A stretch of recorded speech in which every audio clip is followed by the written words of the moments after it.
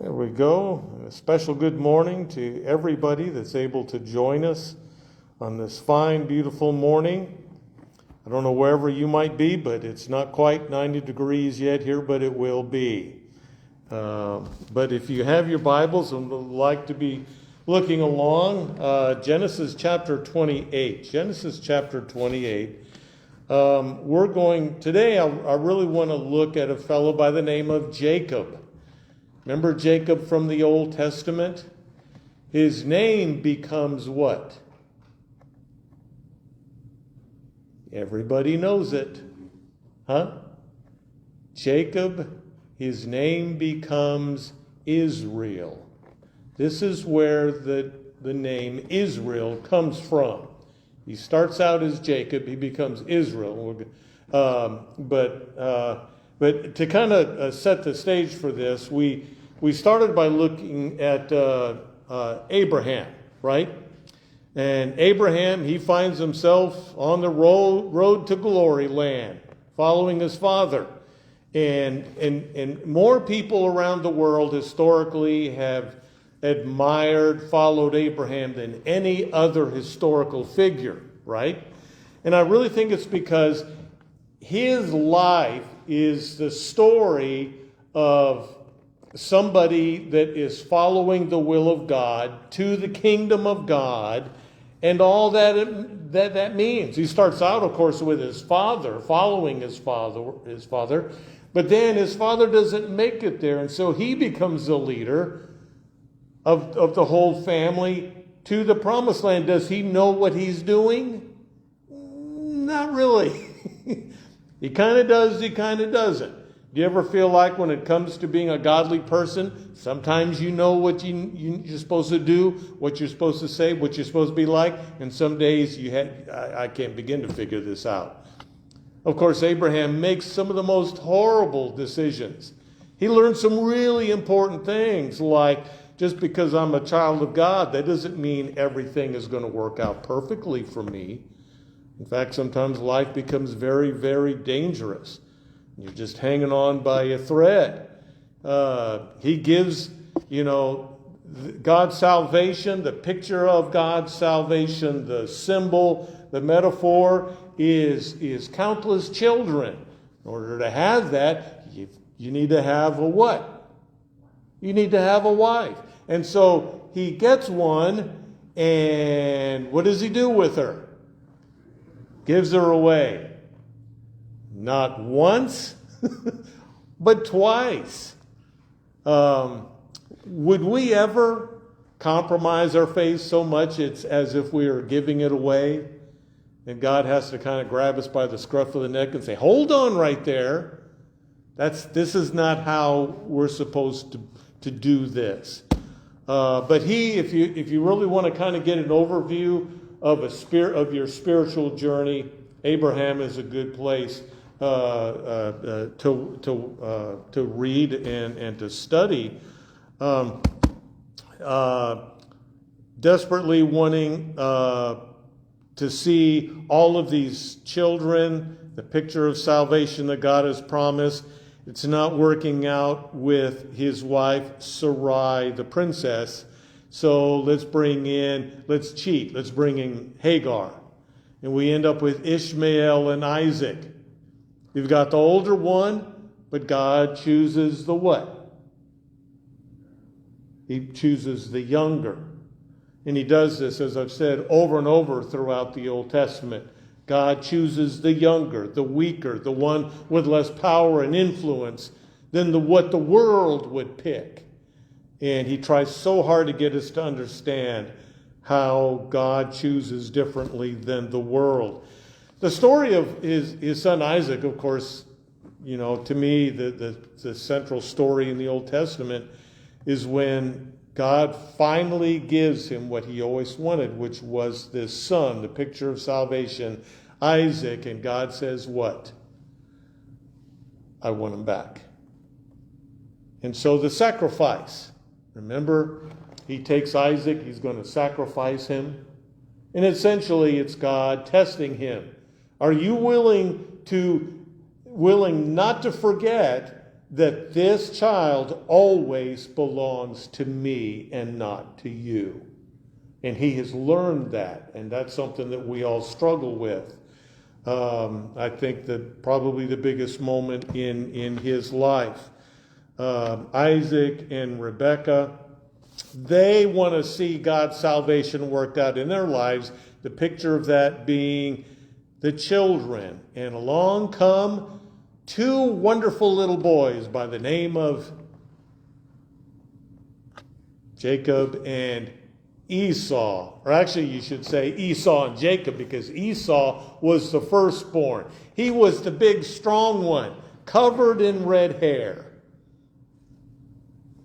If you ever want to find out about a hairy baby, there you go. There's the story from his birth. He was big, he was strong, he was the outdoors guy. Jacob, on the other hand, was smaller, and he learned all about the home and what was going on there. So Jacob, and I want to look at him, and of course, the first thing we learn about Jacob is that his older brother Esau is going to inherit what? Everything. And so what does Jacob do? He pulls off this little scheme to get everything that was going to be promised to the oldest son. You remember that? How he says, look, he comes, Esau comes in hungry. Hey, look, I made some real good stew here. And, if you give me the inheritance, I'll give you some lunch.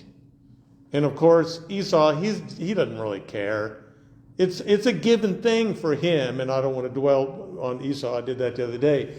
But he says, yeah, whatever, I don't care, just give me something to eat. Of course, he didn't say that to his father, Isaac. So he has to pull off this big ruse to fool his father into blessing him and to receive all of this. And so we learned that Jacob is a schemer. He's a thinker, he's a calculator, he's an analyzer, and he's a cheater. He's smart, but he doesn't play fair. That's Jacob in a nutshell. Okay? And so finally, when his brother Esau finds out what's happened, he decides what? It's time to eliminate my little brother.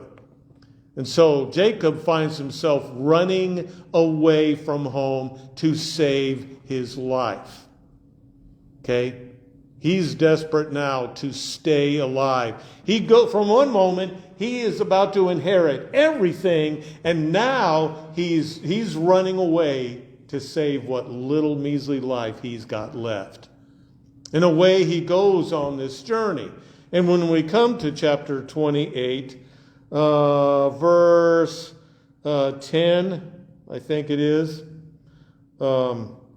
I've got so many bulletins up here, it's hard for me to tell which one. I could end up back in Revelation here if I'm not careful. And so in verse 10, Jacob left, this is Genesis chapter 28, verse 10. Jacob left Beersheba and went toward Haran. He came to a certain place and stayed there for the night because the sun had set. Here's a good camping story for you, by the way. He didn't have it quite as well as some of us might. Taking one of the stones of the place, he put it under his head and lay down in that place. And he dreamed that there was a ladder or a stairway set up on the earth, the top of it reaching to heaven, and the angels of God were ascending and descending on it. Angels are going up, they're going down, all at the same time. Okay? What does that mean? It's like any dream. You think about it, and you go, what does this mean? And the Lord stood beside him and said, I am the Lord, the God of Abraham, your father, and the God of Isaac. The land on which you lie I will give to you and to your offspring, and your offspring shall be like the dust of the earth. And you shall spread abroad to the west and to the east and to the north and to the south, and all the families of the earth shall be blessed. Which ones? Just the good ones? Just the ones that share my name? Just the ones that sing the songs that I sing and watch the TV shows that I watch? No. It's all of the families of the earth shall be blessed in you and in your offspring. Know that I am with you and will keep you wherever you go and will bring you back to this land, for I will not leave you until I have done what I have promised you. Then Jacob woke from his sleep and said, surely the Lord is in this place, and I did not know it. Now, there's not a sermon right there. How many times in our life have we been surrounded by the presence of God and we were the one that didn't know it? And he was afraid and said, how awesome is this place? This is none other than the house of God, and this is the gate of heaven. So Jacob rose early in the morning, and he took the stone that he had put under his head and set it up for a pillar and poured oil on the top of it. He called that place Beth-el. How many times have you seen a church or a place called Beth-el? Beth is house, El is God. You ever wonder why there's so many names and places in the Bible that end with El? Because that is one of the names of God. And so people want to name themselves after God, places after God. So it's Beth-el, and on it goes. But he calls the place Beth-el, the place, the house of God. But the name of the city was Luz at the first. Then Jacob made a vow, saying, if God will be with me and will keep me in this way that I go, and will give me bread to eat and clothing to wear, so that I come again to my father's house in peace, then the Lord shall be my God. And this stone which I have set up for a pillar shall be God's house. And of all that you give me, I will surely give 1/10 to you. God ever talk to you in a dream? All you got to do is take your pillow, set aside, get yourself a nice big rock. You put your head on a rock all night long, I bet you're going to have all kinds of dreams. No, you don't think so? I bet it'll be one strange night with your head on a rock all night long. You talk about primitive camping. Did I mention he was running for his life? He had nothing on him. All he had was a rock to put his head on. And as it turns out, this, of course, is a very profound moment in his life. He is very smart, but he's very sneaky, and he's a cheater. And finally, in this dream, God gets his attention. And what does he see? People have, made songs about this dream that he has.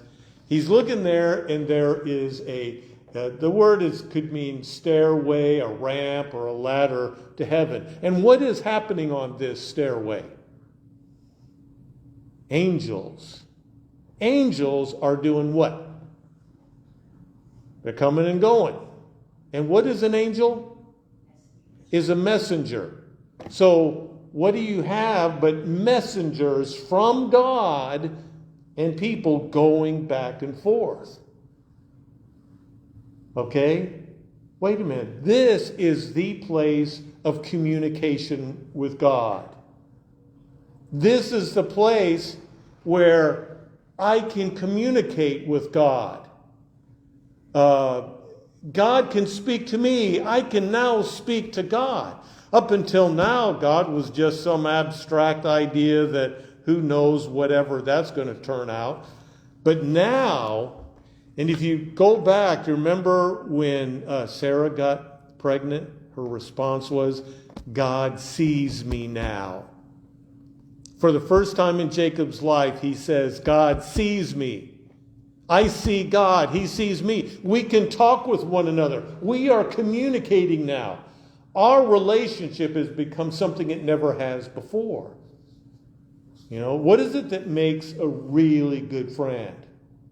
The person that you can communicate. You know, you get to the point where you can just look at each other and you don't have to say a word because you communicate so easily and so quickly.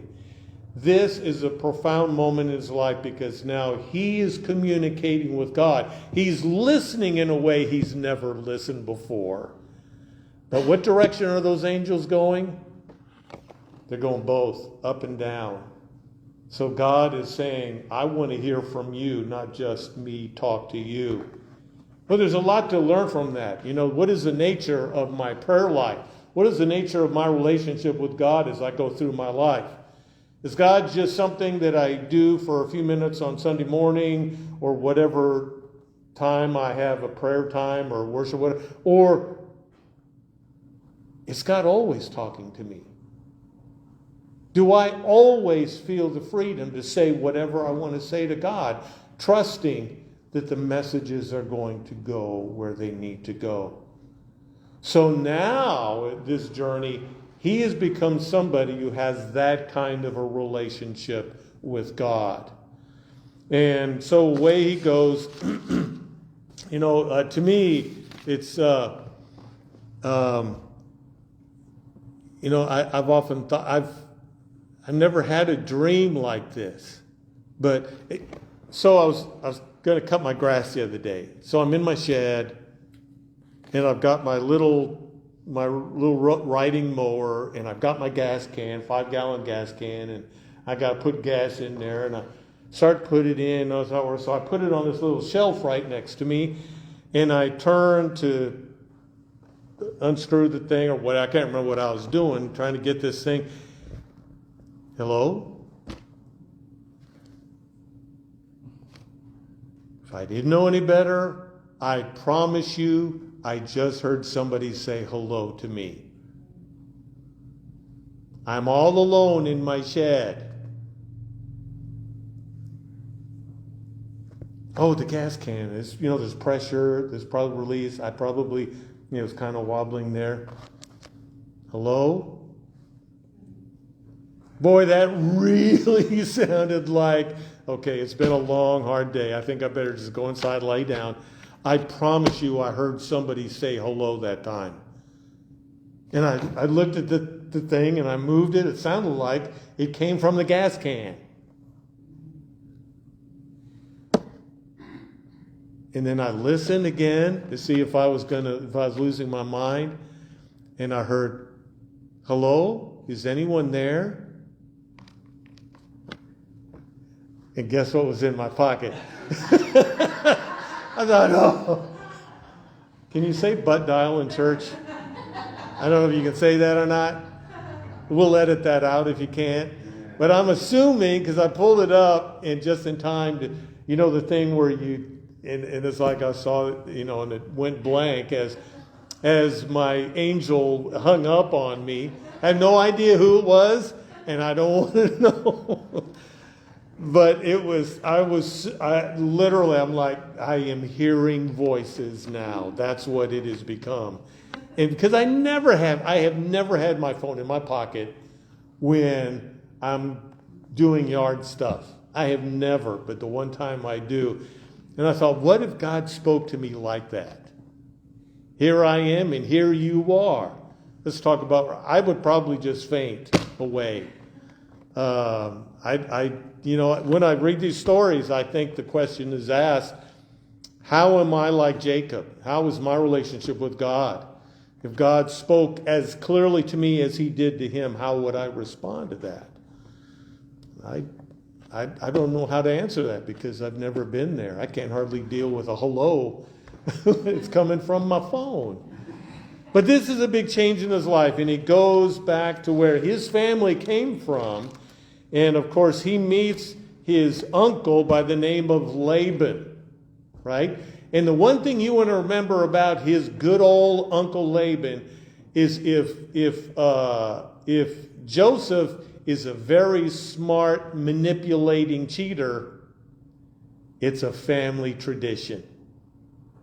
His uncle Laban gives him lessons on how to cheat and manipulate other people.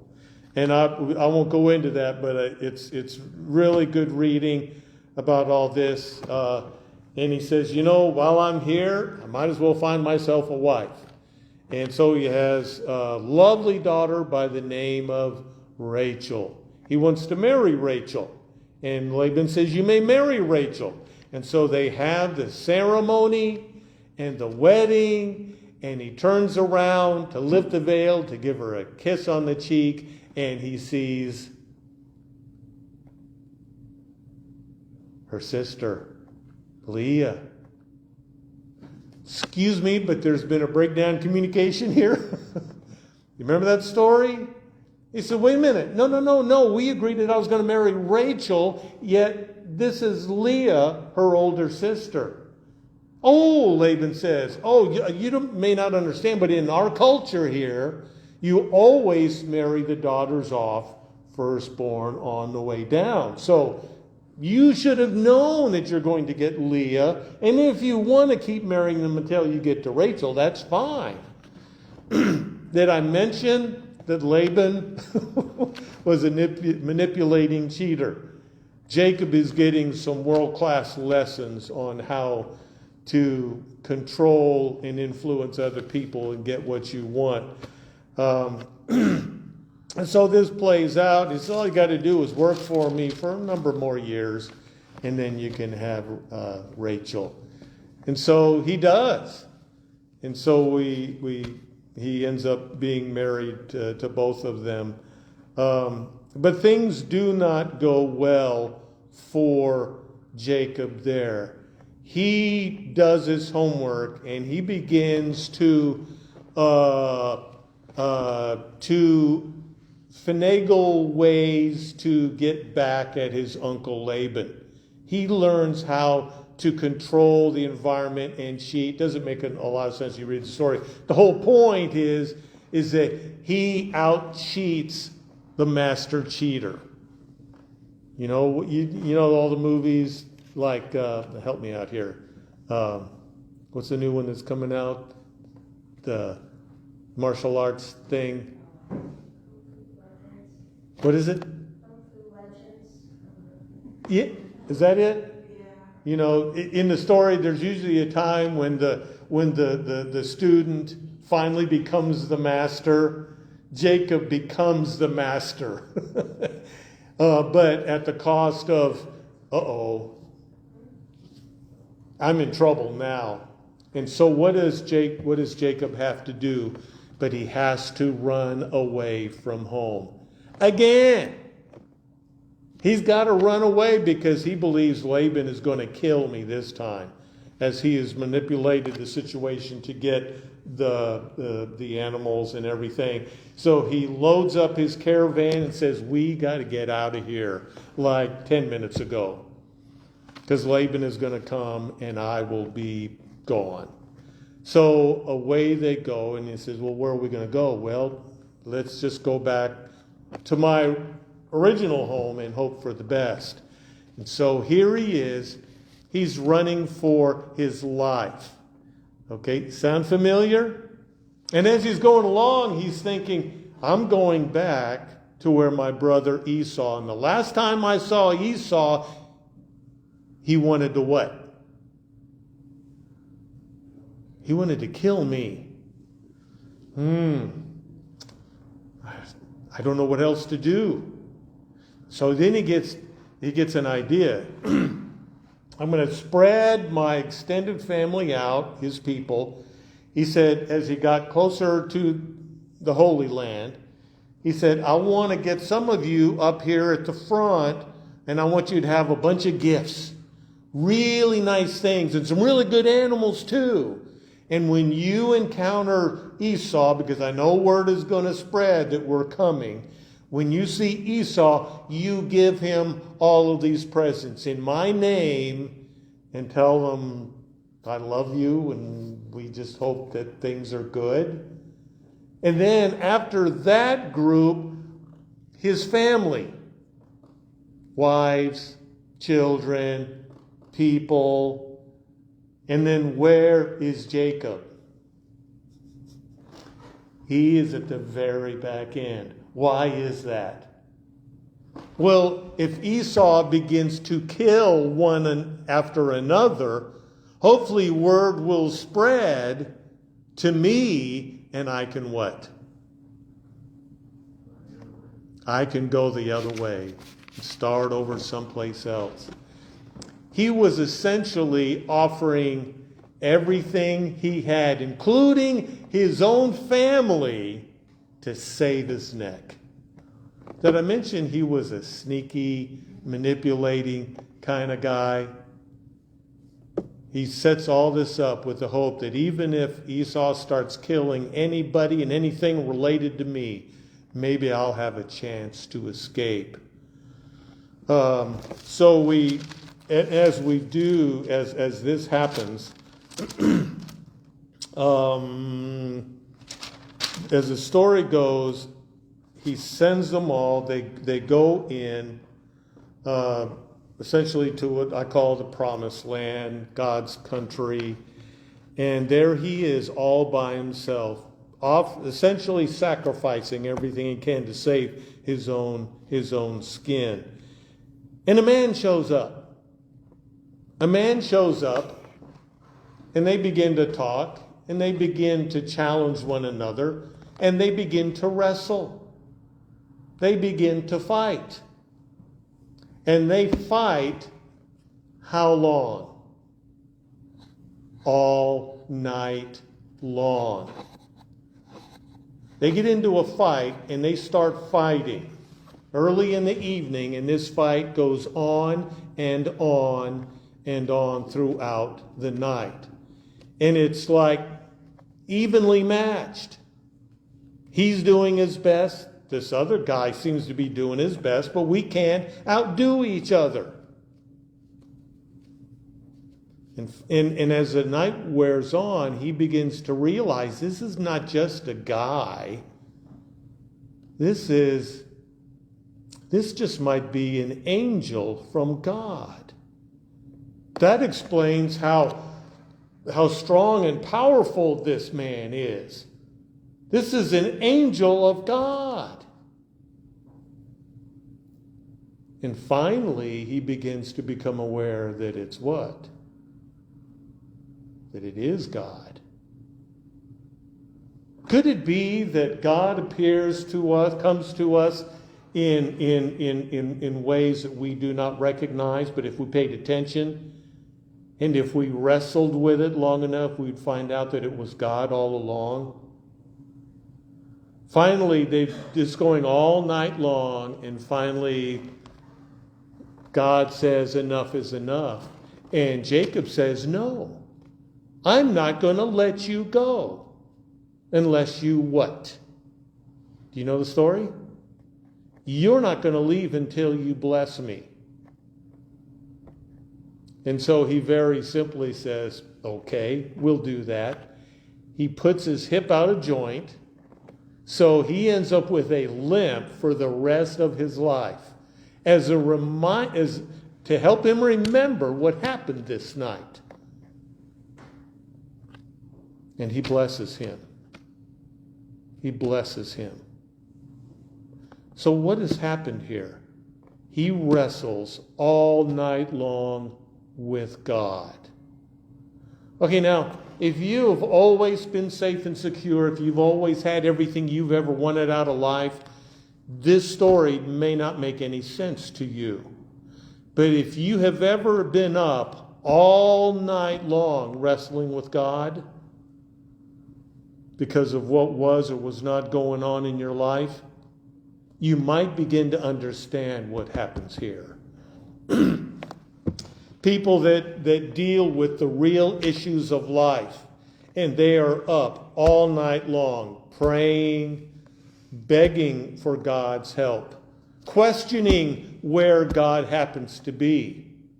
They are the ones that are going to find themselves, after wrestling with God all night long, with a blessing that they cannot put into words. It might be that the only way to truly know what God is willing to do for you and me is for us to fight with him all night long. And I've had discussions with people, and I have told them, I said, what's the problem? I said, well, I'm really mad at God. And I said, well, I think you should tell God that. And they'll say, well, no, I'm not going to say that to God. I said, you don't believe God's love is strong enough to where he is willing to hear whatever you have to say? Now, maybe you've never known a person that loved you that much, where you could argue face to face and have no doubt or question about their love. But that's the God we worship. And this is what happens to Jacob. Remember the first dream with the stairway to heaven? The communication is opened up. Maybe I'm at that point in my relation with God where now I can talk with him. We can communicate in a way that we never did. And it's going to change everything I do after that. But then maybe I get to that point in my life where I fight with God in a way that I never ever did before. But I come away with a blessing that I would not have received any other way. And I come away with a limp, a scar, if you will, for the rest of my life. People will go, how did you get that? You know what? That was a God thing. And I don't want it to go away, because it will always remind me where I am before God and who God is for me. Sometimes it takes to being trapped, I think. I was riding my bicycle a few days ago, and I always start at the YMCA Fairbanks Park. Get on my bike, and I go along the river, and then it cuts and goes up towards about where Holman is. The road goes out, and then I think it's Southwest Salvage. They've got they've got either a fence or trailers all blocking that side of the road, and then there's bushes, real thick bushes all the way along, and it's a little two-lane road with no markers, and you come up to the end, and there's a gate that's just wide enough for a bicycle to get through, right? And as I come around the corner, and I've got about, 25 to 50 yards before I get there, and there's a deer. And this deer looks at me, and I look at the deer, and I stop, and the deer says, well, I'm just going to keep right on going. And I go up, I'm going behind the deer, and now the deer goes, this guy's kind of got me hemmed in here. And it looks, and it must have come through these bushes. And it's desperately now looking to get back to where it came from. And he can't find a place. It is so thick, it can't find a way to get out. And so it runs a little bit ahead of me. And then I mentioned we only had so many yards up here. We're running out of space. And now it's doing, it's getting desperate. It's starting to jump around. And now I'm thinking it was going to go through that. It's so excited it can't see the little opening. And so it looks at me, and it turns and it runs as fast as it possibly can. Right past me. And I'm sure it's still telling its friends all of the stories about how it was captured by one of those people on the wheelie thingy. And I have never seen a deer so terrified in my life. But I found myself thinking it's kind of like Jacob. That's what it takes for God to get my attention. I need to be trapped. I need to be desperate. I need to be afraid that I'm about to lose everything that is near and dear to me. And if I'm willing to stay in this situation and wrestle with God all night long, I will end up with something that I never dreamed possible. And that's why Jacob's name becomes what? Which means Israel means the one who wrestles with God. Whenever you hear the name Israel, think of Jacob, because the name Israel means the one who fights and wrestles and strives with God. My fear is that most people that would claim that name don't realize the significance behind that. But God is calling all of us to be Israelites, the ones that have the courage to fight with God. Heavenly Father, that is my prayer this morning, that we would really consider the possibility that the relationship you want us to have with you is so far beyond anything we've ever had with another person. Help us to share that vision that you gave to Jacob, to Israel. May it be ours. In Jesus' name, amen. Let me say goodbye to those that have joined us. Let's look at 348 for our closing hymn, and I'll say goodbye to those. Wherever you are, God bless you all. I hope to see you soon. Bye.